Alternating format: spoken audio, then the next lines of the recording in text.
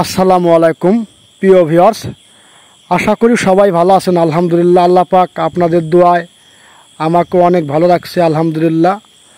আজ কেমন একটা ভিডিও নিয়ে আপনাদের মাঝে হাজির হয়েছি।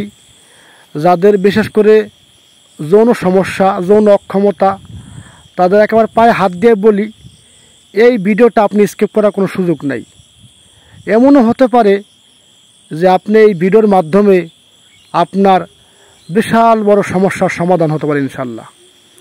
যদি গাছের প্রতি আস্থা থাকে, বিশ্বাস থাকে, তাহলে আমি বলবো অবশ্যই আপনি এই জায়গা থেকে সফলতা লাভ করতে পারবেন ইনশাল্লাহ। আল্লাহর উপরে বিশ্বাস রাখবেন, গাছের প্রতি আস্থা রাখবেন, বিশ্বাস রাখবেন। কোনো না কোনোভাবে কোনো ওসিলা ইনশাল্লাহ আল্লাহ পাক আপনাকে মাফ করলেও করতে পারে। যাই হোক, আজকে যে ভেষজটা নিয়ে কথা বলবো এটা অত্যন্ত গুরুত্বপূর্ণ ভেষজ জনশক্তি বৃদ্ধি করার জন্য। এটা হচ্ছে শঙ্খমূল। আমি প্রথমেই বলে দিলাম, এটা আপনারা অনেক ইউটিউবে অথবা ফেসবুকে বিভিন্ন জায়গাতে আপনারা দেখেছেন যে এই শঙ্খমূলটা এমন একটা উপাদান বা এমন একটা ভেষজ, যে ভেষজটা আপনার প্রচুর পরিমাণে আপনার বীর্যের উৎপাদন ক্ষমতা এবং বীর্যটাকে প্রচুর ঘন করে। এক কথায় বলতে গেলে সব কথার একই কথা, আপনার জনশক্তিকে বৃদ্ধি করবে। এটা হচ্ছে 10 কথার এক কথা।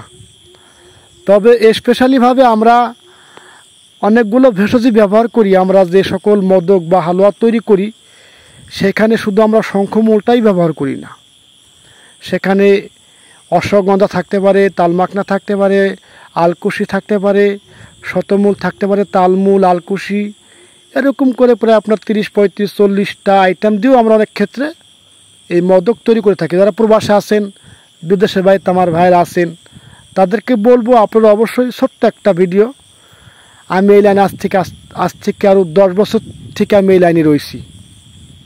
আপনারা আমাকে কিন্তু কেউ দেখেন নাই, কিন্তু আমি বরাবরই চেষ্টা করি এমন কিছু ভেষজ নিয়ে আলোচনা করার জন্য যে ভেষজ খেলে আপনি উপকার পাবেন।